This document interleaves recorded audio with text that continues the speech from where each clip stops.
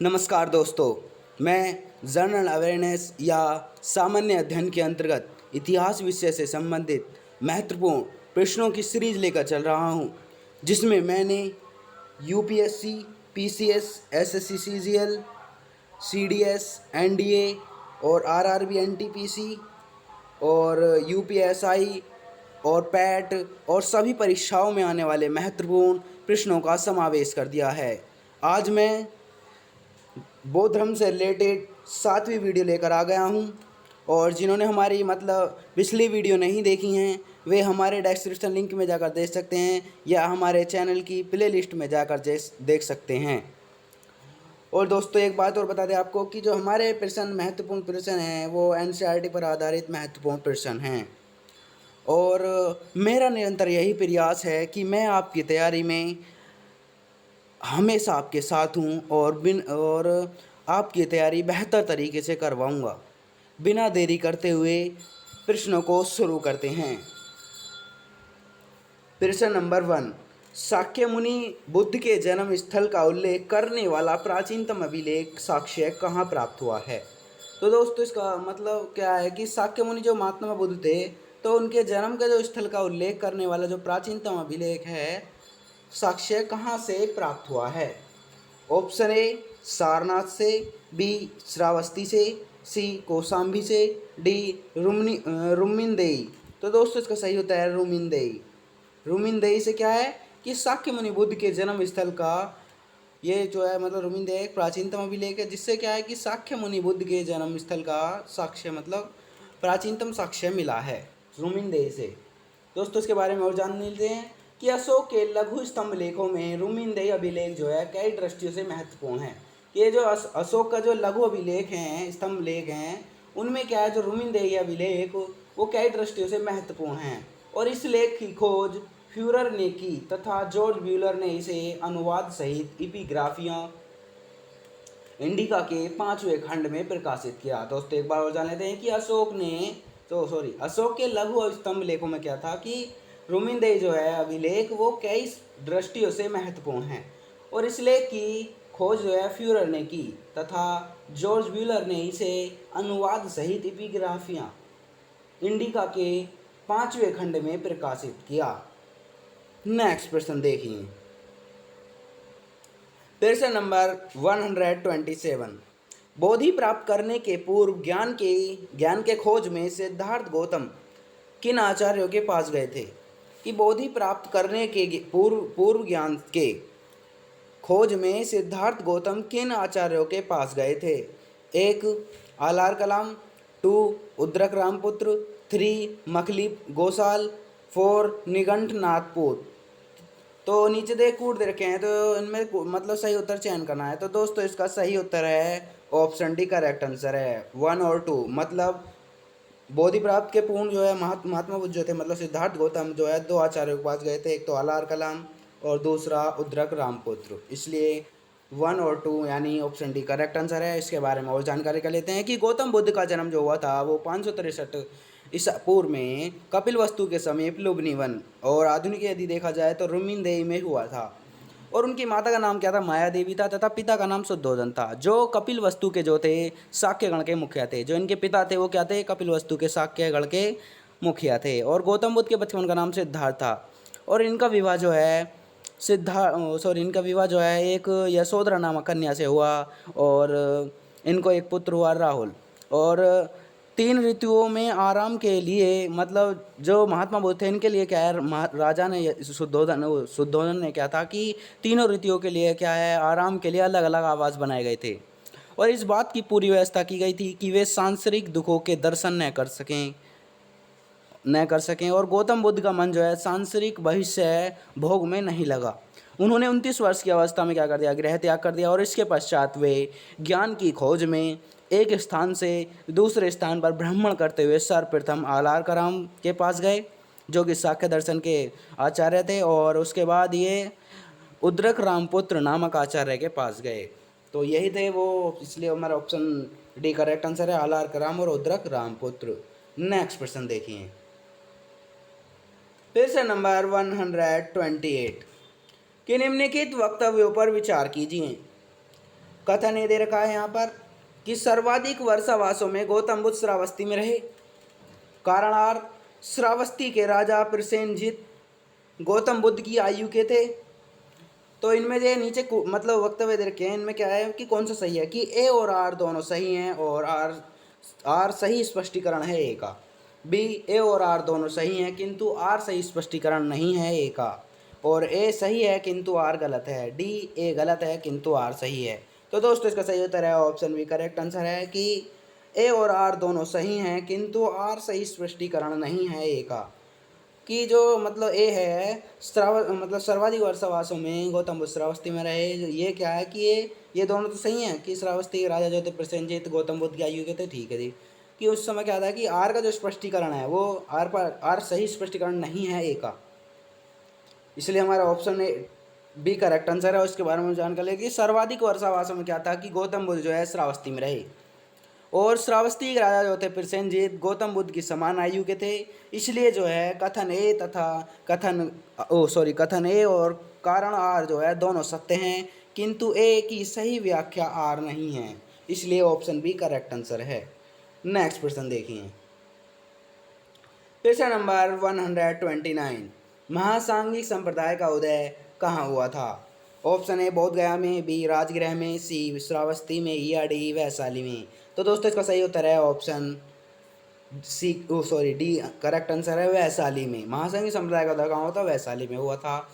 और ये इस तरीके से भी आ सकता है क्वेश्चन कि महासांघिक संप्रदाय किससे संबंधित है। दोस्तों ये किससे संबंधित है? हमारा बौद्ध धर्म से संबंधित है। और कहाँ उदय हुआ था इसका? वैशाली में, वैशाली। और इसके बारे में जानकारी है कि द्वितीय बौद्ध संगीत का जो आयोजन हुआ था वो काल अशोक के शासनकाल में हुआ था। और कहाँ पर हुआ था? वैशाली में किया गया। द्वितीय बौद्ध संगीत जो थी वो वैशाली में की गई। और इस संगीति की अध्यक्षता जो थी सर्वकामी ने की थी। और इसी संगीति में क्या हुआ था कि बौद्ध धर्म जो है दो संप्रदायों में विभाजित हो गया। मतलब द्वितीय बौद्ध संगीत क्या है, दो विभागों में बैठ गया। परंपरागत विनय में मतलब जो पुरानी परंपराएं मतलब जो विनय इनके नियम बने हुए थे उनमें आस्था रखने वाले संप्रदाय को स्थिविर कहा गया। और परिवर्तन के साथ जो है विनय दो स्वीकार करने वाले का जो मतलब जो परिवर्तन मतलब जो नए नए नियमों को उसमें जोड़कर उन्हें मानने वाले थे वो महासंघिक कहा गया उन्हें। और प्रथम का नेतृत्व जो है मतलब जो ये था स्थिविर का जो नेतृत्व किया था वो महाकात्यायन ने किया था। और जो द्वितीय है मतलब महासंघिक जो है इसका नेतृत्व महाकश्यप ने किया था। और हमने देखा था कि महासंघिक मतलब जो द्वितीय बौद्ध संघ थी उसी में क्या हुआ था कि जो विभाग मतलब दो भागों में बट गया था, महासंघिक और महासंघिक और स्थिविर में बट गया था। तो इसलिए हमारा ऑप्शन डी करेक्ट आंसर है वैशाली में। नेक्स्ट प्रश्न देखिए, प्रश्न नंबर 130 कि बौद्ध धर्म में चार आर्य सत्य में से कौन सा एक प्रतीत्य समुत्पाद के सिद्धांत की व्याख्या करता है? कि बौद्ध धर्म में जो चार आर्य सत्य हैं में से कौन सा जो एक है जो प्रतीत्य समुत्पाद के सिद्धांत की व्याख्या करता है? ऑप्शन ए प्रथम, बी द्वितीय, सी तृतीय या डी चतुर्थ। तो दोस्तों इसका सही उत्तर है ऑप्शन बी करेक्ट आंसर है द्वितीय। और इसके बारे में जानकारी लेते हैं कि बौद्ध धर्म के जो चार आर्य सत्य हैं वो कौन से हैं। एक तो ये हैं कि दुख और दुख समुदाय, दुख निरोध और दुख निरोध गामिनी प्रतिपदा। में से क्या है कि द्वितीय आर्य सत्य प्रतीत्य समुत्पाद के सिद्धांत की व्याख्या करता है। और प्रतीत्य समुत्पाद के अनुसार यदि देखा जाए तो प्रत्येक वस्तु क्या है कि कोई ना कोई मतलब प्रत्येक वस्तु का कोई ना कोई कारण अवश्य होता है, अतः दुख का भी कारण है क्योंकि कोई भी वस्तु बिना किसी कारण के नहीं हो सकती। इसलिए ऑप्शन बी यानी द्वितीय सही आंसर है। नेक्स्ट प्रश्न देखिए, प्रश्न नंबर 131 बौद्ध दर्शन में कल्याण मित्र क्या है? कि जो बौद्ध दर्शन है उसमें कल्याण मित्र किसे कहा गया है, यह क्या है? ए प्रबंधन, बी धर्मचक्र, सी अष्टांगिक मार्ग या डी त्रिरत्न। तो दोस्तों इसका सही उत्तर है ऑप्शन सी करेक्ट आंसर है। अष्टांगिक मार्ग जो है वो बौद्ध दर्शन में कल्याण मित्र कहा गया है। और जो अष्टांगिक मार्ग है ये मतलब है इनका कि आठ मार्ग थे। ये कौन कौन से थे कि ये था, एक था कि सम्यक दृष्टि या इसे शुद्ध दृष्टि भी कहा जा सकता है। और दूसरा था हमारा सम्यक संकल्प। और तीसरा था हमारा सम्यक वाणी।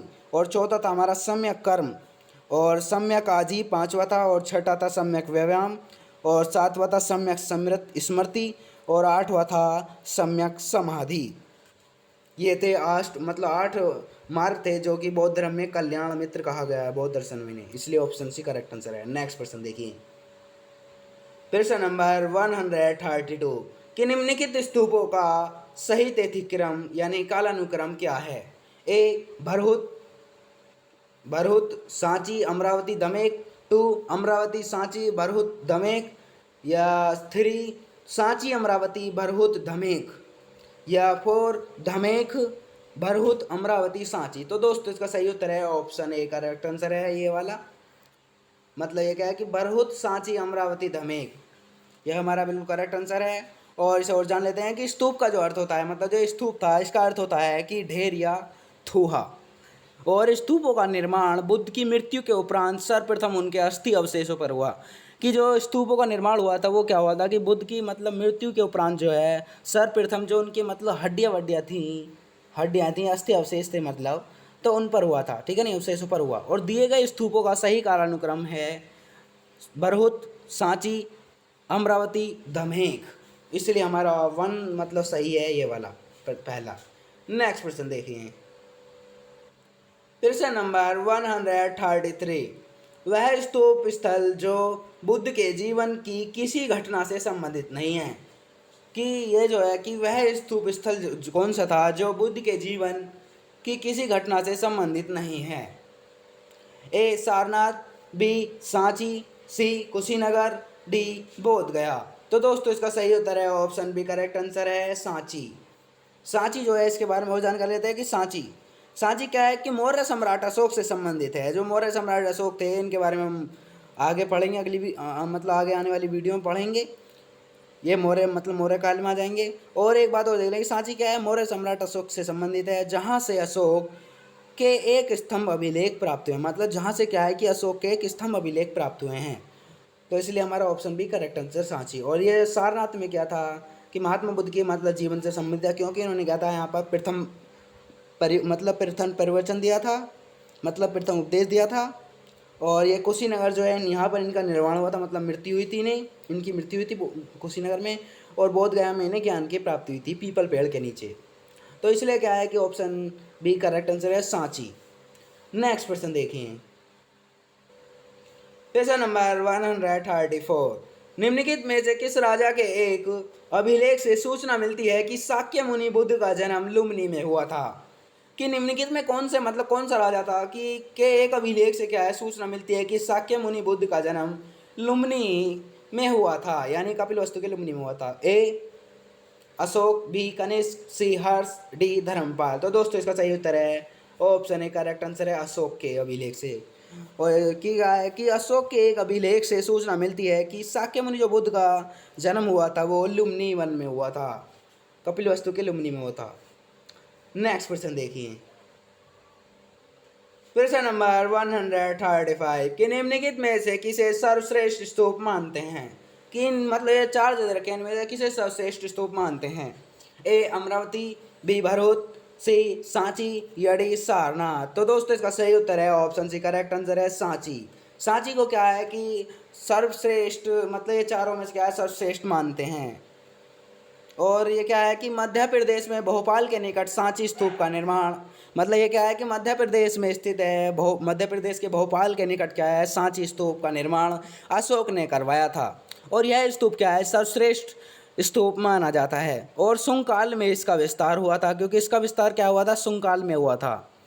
और सांची का स्तूप बौद्ध धर्म की वास्तु एवं स्थापत्य कला का आदर्श उदाहरण माना जाता है। कि जो ये सांची स्तूप है ये क्या है, पहली बात तो ये कि मध्य प्रदेश में भोपाल के निकट स्थित, मतलब सांची का स्तूप का निर्माण जो था वो अशोक ने करवाया था। और यह स्तूप क्या है सर्वश्रेष्ठ स्तूप माना जाता है।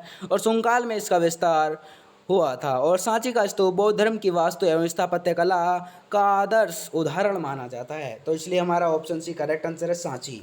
तो दोस्तों हमारे प्रश्न मतलब समाप्त हो चुके हैं। और नेक्स्ट वीडियो यानी बौद्ध धर्म से रिलेटेड 8वीं वीडियो लेकर हम फिर प्रस्तुत होंगे। तब तक के लिए जय हिंद, जय भारत। Thanks for watching. 100% तैयारी के लिए हमारे चैनल को सब्सक्राइब करें और साथ ही जो नए आए हैं वो हमारे चैनल को मतलब बेल आइकन पर भी दबा दीजिए, जिससे आपको मतलब जिनसे क्या है उनको क्या है हमारे नए वीडियो का नोटिफिकेशन मिलता रहे। और हमारे यूट्यूब चैनल पर क्या है TGT, PGT, PTI, KVS, NVS और सभी परीक्षाओं से रिलेटेड वीडियो चल रही हैं। और पहली बात तो ये कि सामान्य अध्ययन जो है ज़्यादातर सभी मतलब सामान्य अध्ययन से तो सभी प्रतियोगिताओं में मतलब जो कंपटीशन होते हैं इनमें क्या है सभी में आते हैं प्रश्न। तो हमारे आप चैनल पर क्या देख सकते हैं, भूगोल से रिलेटेड वीडियो देख सकते हैं और संविधान से रिलेटेड वीडियो देख सकते हैं।